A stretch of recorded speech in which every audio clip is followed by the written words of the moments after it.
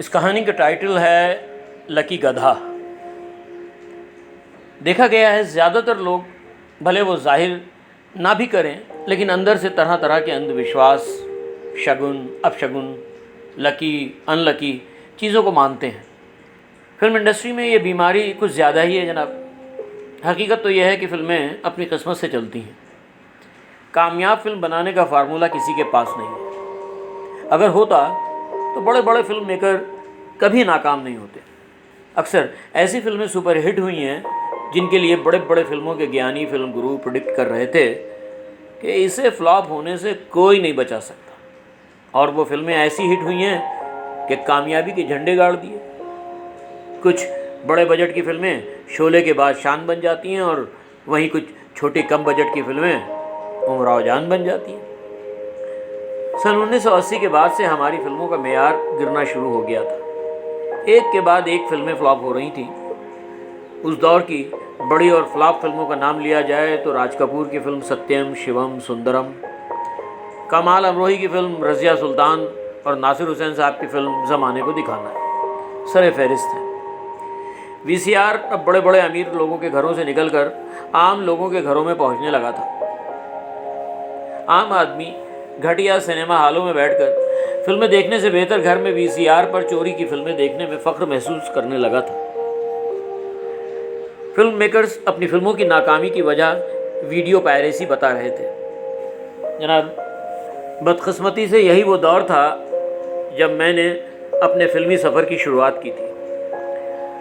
Director राजकुमार कोहली को बदले की आग और राज तिलक जैसी बड़ी और बहुत ही बड़ी फ्लॉप फिल्मों में असिस्ट करने के बाद मुझे डायरेक्टर प्रोड्यूसर नासिर हुसैन साहब के यहाँ चीफ असिस्टेंट डायरेक्टर की हैसियत से जॉब मिल गई थी। नासिर हुसैन साहब पर अपनी कामयाब फिल्मों तीसरी मंजिल, यादों की बारात, हम किसी से कम नहीं जैसी सुपर डुपर हिट फिल्मों की कामयाबी का नशा था। वहीं वो अपनी पिछली फिल्म ज़माने को दिखाना है कि ज़बरदस्त नाकामी से हिले हुए थे। नासिर साहब ने अपनी खोई हुई साख को वापस लाने के लिए उस वक्त के 2 अपकमिंग स्टार पर अपना जाल फेंक रखा था, जिसमें से एक थे संजय दत्त और दूसरे थे सनी देओल। संजय की फिल्म रॉकी और सनी देओल की फिल्म बेताब दोनों ही फ्लोर पर थी। फिल्म बॉबी की हीरोइन डिम्पल कपाड़िया का नशा लोगों के दिमागों से अभी उतरा नहीं था। बॉबी के बाद डिम्पल ने राजेश खन्ना से शादी करके फिल्म इंडस्ट्री को खैराबाद कह दिया था। फिर वो वक्त आया जब डिम्पल ने राजेश खन्ना का घर छोड़कर खुद के लिए फिल्मों में काम ढूंढना शुरू कर दिया, और वो किसी बड़े डायरेक्टर और प्रोडक्शन हाउस की तलाश में थी। नासिर हुसैन साहब ने डिम्पल की बॉबी की कामयाबी को कैश करने के लिए डिम्पल को अपनी फिल्म मंजिल मंजिल के लिए साइन कर लिया। अभी हीरो की तलाश बाकी थी। नासिर साहब के आसपास जितने थे सबका वोट संजय दत्त के फेवर में ज़्यादा था। संजय और डिम्पल कपाड़िया को एक दिन नासिर साहब के बंगले पर बुलाकर फ़ोटो सेशन भी किया गया, लेकिन हुआ ये कि संजय की फिल्म रॉकी फ्लॉप हो गई और सनी देओल की फिल्म बेताब सुपरहिट। सनी देओल को फिल्म मंजिल मंजिल के लिए साइन कर लिया गया। बस जनाब, यही वो घड़ी थी जब सनी देओल और डिम्पल कपाड़िया की किस्मत लिख दी गई। फिल्म मंजिल मंजिल बनी और फ्लॉप हो गई, लेकिन सनी देओल और डिम्पल कपाड़िया के रिश्ते हमेशा के लिए कायम हो गए। फिल्म मंजिल मंजिल जबकि बन रही थी, उसके थोड़े हालात बयान करके मैं लकी गधा की कहानी पर आता हूँ। तो जनाब, जैसे जैसे फिल्म की शूटिंग आगे बढ़ती रही, वैसे वैसे सनी देओल और डिम्पल की अपनी कहानी भी आगे बढ़ने लगी। फिल्म के 2 शेड्यूल हुए होंगे कि मेरी हिम्मत बढ़ने लगी। कहानी लिखने का कीड़ा तो मुझ में था ही।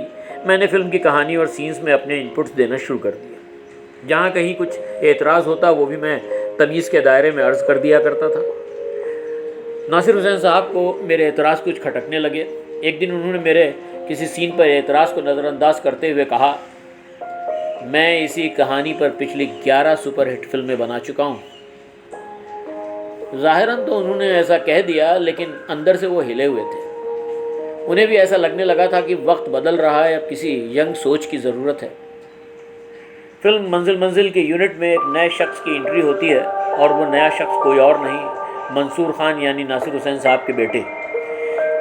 मंसूर खान को फिल्मों में एसोसिएट डायरेक्टर की पोजीशन दे दी गई। मंसूर खान ऑफिस आए। नासिर हुसैन साहब और फिल्म के screenplay writer Sachin Bhaumik ने उन्हें अपनी फिल्म की कहानी बड़ी दिलचस्पी से सुनाई। मंसूर कहानी सुनते रहे। बीच बीच में जो सीन उन्हें नागवार होता वो धीरे से शिट शिट कहते रहते। और पूरी कहानी सुनने के बाद मंसूर ने ज़ोर से ओह शिट कहा और कह के मंसूर चले गए।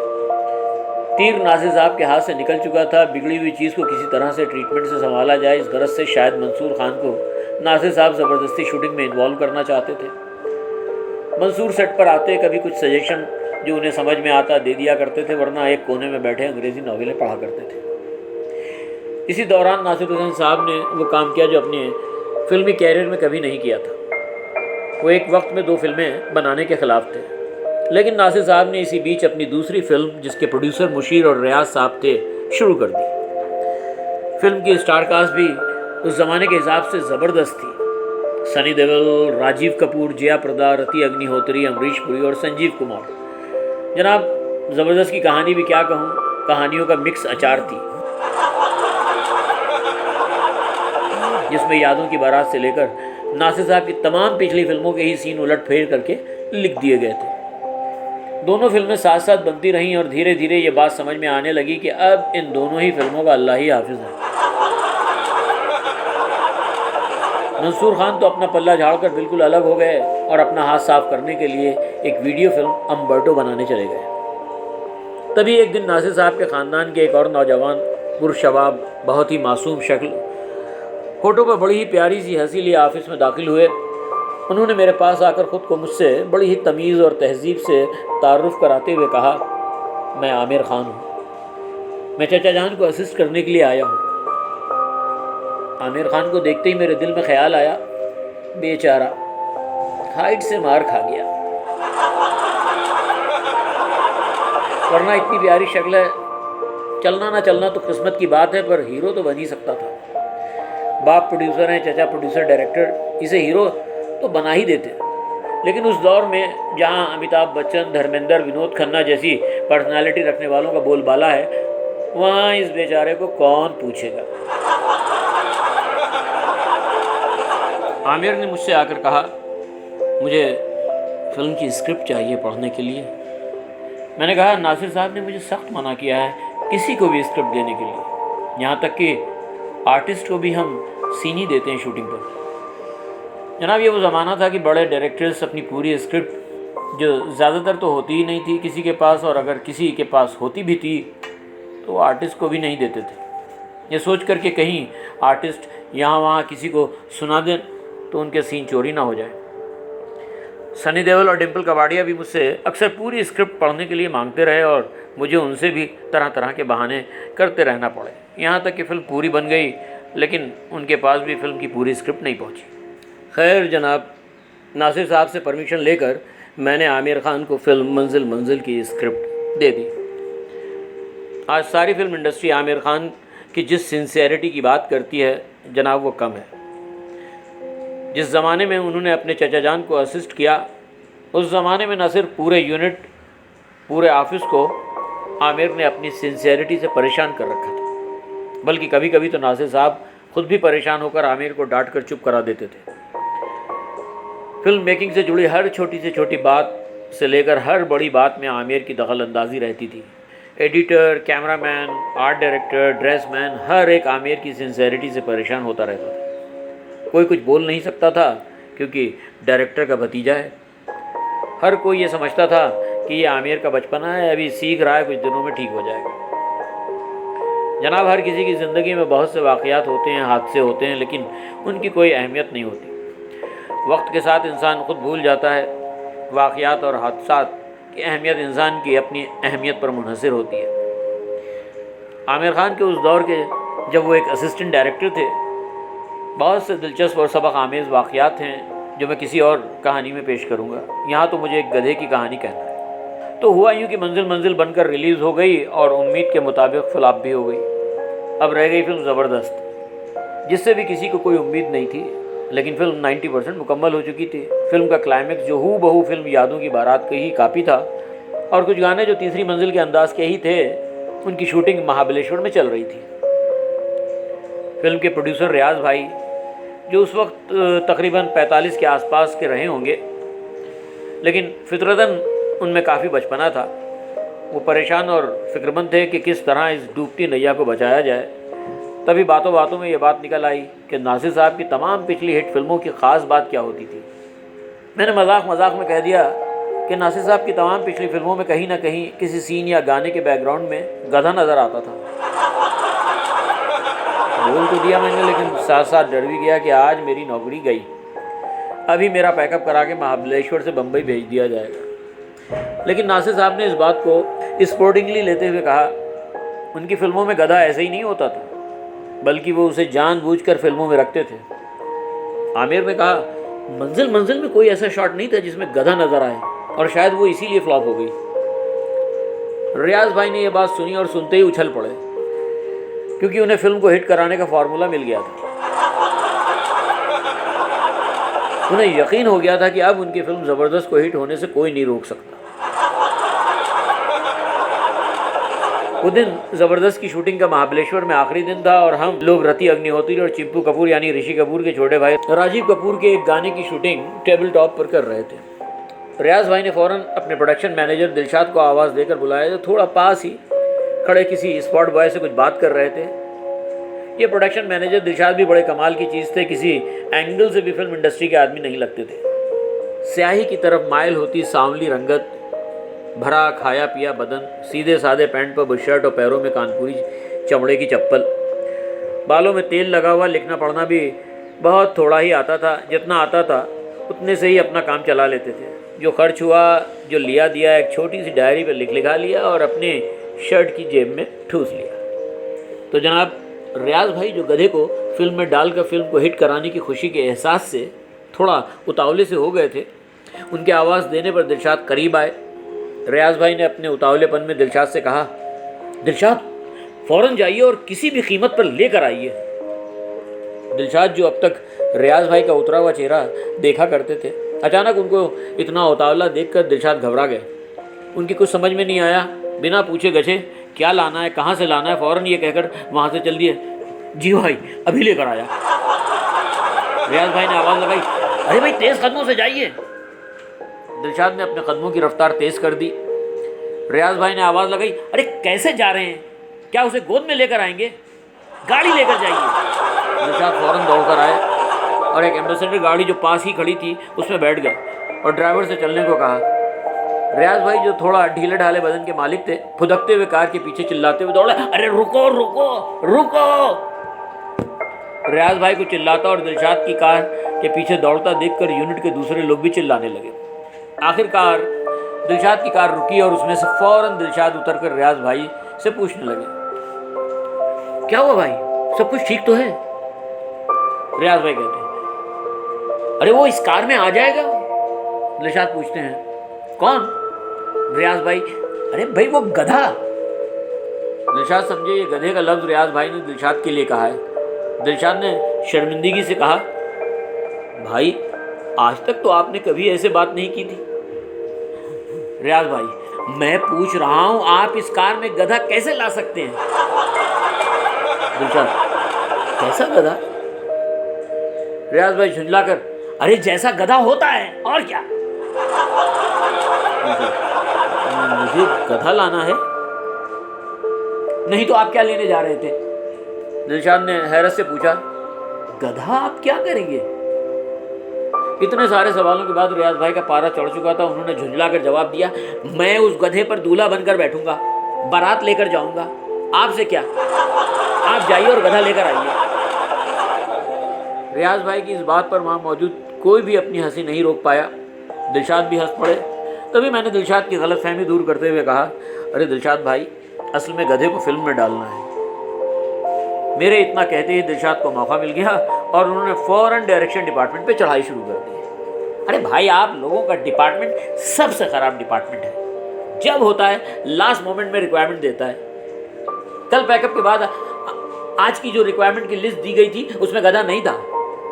आज सुबह बता देते, मैं यहाँ गधों की लाइन लगा देता। अभी शूटिंग पैकअप होने को आ रही है और आप लोग गधे की मांग कर रहे हो। मैंने दिलशाद भाई के गुस्से को ठंडा करते हुए कहा, अरे दिलशाद भाई, अब क्या गुस्सा कर रहे हैं आप? सारी फिल्म प्यार से बन गई है।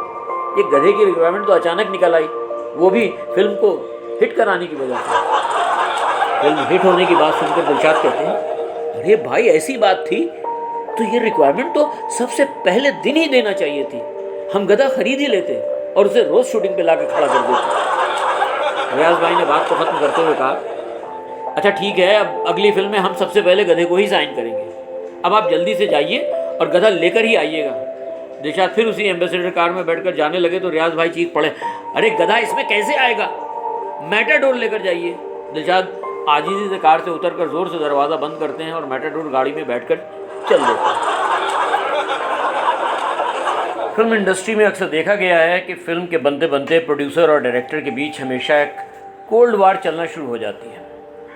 डायरेक्टर अपनी काबिलियत के एतबार से फिल्म को अच्छी बनाने की कोशिश करना चाहता है और प्रोड्यूसर अपना रॉ स्टॉक, टाइम और पैसा बचाने के चक्कर में रहता है।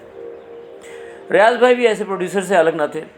अक्सर वो जब भी सेट पर होते तो उनकी कोशिश होती थी कि हर शॉट पहले टेक में ही ओके हो जाए। उनकी किसी भी शॉट के बाद नासिर साहब की तरफ देखने की तो हिम्मत नहीं होती थी। वो मेरी तरफ या किसी दूसरे असिस्टेंट की तरफ देखकर इशारों में कहते थे, ओके है, ओके ओके ओके। वो चाहते थे कि हम में से कोई किसी तरह की शॉट में गलती ना निकाले और शॉट ओके कर दिया जाए। लेकिन ये शूटिंग का आखिरी दिन वो पहला दिन था जब रियाज भाई चाह रहे थे कि शॉट ओके ना हो और शूटिंग में टाइम बढ़ता जाए ताकि दिलशाद गधा लेकर पहुंच जाए। कई बार तो जानबूझकर रियाज भाई ने अपनी गलती से शॉट को ओके नहीं होने दिया। रियाज भाई की इस बात को हर कोई समझ रहा था। डायरेक्टर नासिर साहब के बारे में अगर मैं कहूँ तो वो काफ़ी समझदार और सुलझी हुई तबीयत के आदमी थे। बड़ा ही कूल और शाइस्ता सेंस ऑफ ह्यूमर था उनका। ऐसे ऐसे जुमले कसते थे जिन्हें आप सोच सोच कर हंसते रहें। रियाज भाई की इन हरकतों पर नासिर साहब और राजीव कपूर यानी चिंपू भी खूब मज़े लेने लगे, जिसका रियाज भाई को एहसास भी नहीं हुआ। इस सारे हंसी मजाक के बीच शूटिंग चल रही थी कि दिलशाद मैटाडोर में सवार पहुंचते हैं। रियाज भाई भाग कर जाते हैं और जल्दी से मैटाडोर का दरवाज़ा खोलते हैं कि उसमें गधा होगा। लेकिन मैटाडोर में गधा नहीं, बल्कि घोड़े का सफ़ेद सा एक बच्चा जिसका कद गधे के बराबर ही होगा। रियाज भाई देखकर हैरान होकर पूछते हैं, ये क्या है? दिलशाद कहते हैं, भाई ये घोड़े का बच्चा है, आप घबराइए नहीं, हम अभी इसे गधा बना देते हैं। रियाज भाई हैरान होकर पूछते हैं, अरे कैसे?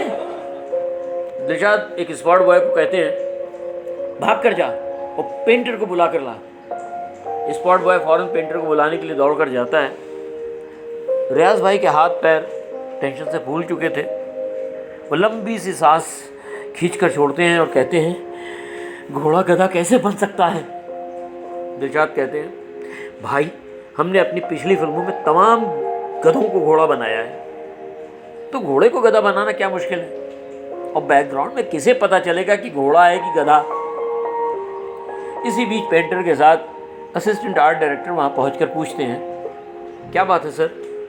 दिलशाद कहते हैं, सुनो दादा, इस घोड़े के बच्चे को ले जाओ और जल्दी से गधा बनाकर ले आओ और जल्दी से गधे का कलर मार दो। देखो बिल्कुल गधा लगना चाहिए। असिस्टेंट आर्ट डायरेक्टर और पेंटर दोनों हैरान दिलशाद का मुंह ताक रहे थे। दिलशाद कहते हैं, टाइम वेस्ट मत करो, जल्दी से इसे गधा बनाकर सेट पर ले आओ, जाओ। जनाब थोड़ी देर में वो बेचारा घोड़े का बच्चा गधे का मेकअप करा के नासिर साहब के सामने लाया जाता है। नासिर साहब उसे देखकर पहले तो पूरी कोशिश से अपनी हंसी रोकते हैं, फिर चेहरे पर झूठा गुस्सा लाते हुए पूछते हैं, ये क्या चीज़ है? नासिर साहब के तेवर देखकर रियाज भाई तो वहाँ से खिसक लेते हैं। यूनिट में सभी लोग मुंह छिपाए खड़े हंस रहे होते हैं। दिलशाद डरे हुए कहते हैं, साहब ये गधा है। नासिर साहब कहते हैं, कौन गधा कहेगा ये गधा है? दिलशाद कहते हैं, साहब ये घोड़े का बच्चा है, हमने इसे गधे का कलर मार दिया है। बैकग्राउंड में चढ़ता नजर आएगा, पता भी नहीं चलेगा घोड़ा है कि गधा। नासिर साहब ने कहा, अच्छा डायरेक्टर आप हैं या मैं? दिलशाद के पास कोई जवाब नहीं था। नासिर साहब ने कैमरामैन मुनीर खान से पूछा, मुनीर ये पहचाना जाएगा?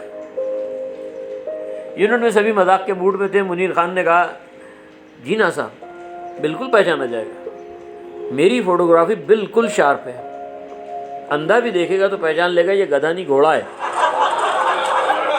नासिर साहब ने सिगरेट निकाली, जलाई, एक दो कश लेने के बाद कहा, अब कंप्रोमाइज़ नहीं होगा। बहुत कंप्रोमाइज़ कर लिया मैंने मर्सिडीज़ कार मांगी, फिएट मिली। तोप मांगी, बंदूक मिली। हथौड़ा मांगा, हथौड़ी मिली। आज गधा मांगा, घोड़ा ले आए। यहाँ फिल्म बन रही है, मजाक नहीं हो रहा है।